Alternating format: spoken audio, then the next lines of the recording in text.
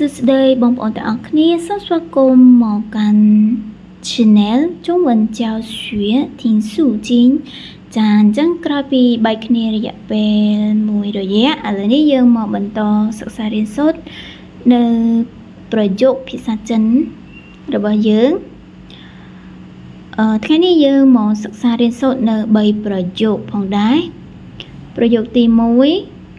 每个人都是有福气的人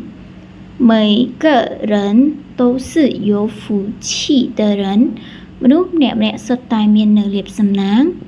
មនុស្សម្នាក់ៗសុទ្ធតែមាននៅលាភសំណាង而有些人却身在福中不知福而有些人却身在福中不知福ហើយមានមនុស្សខ្លះបើជារស់នៅក្នុងលាភសំណាងមិនដឹងពីលាភសំណាងហើយមានមនុស្សខ្លះបើជារស់នៅក្នុងលាភសំណាងមិនដឹងពីលាភសំណាង这是有些人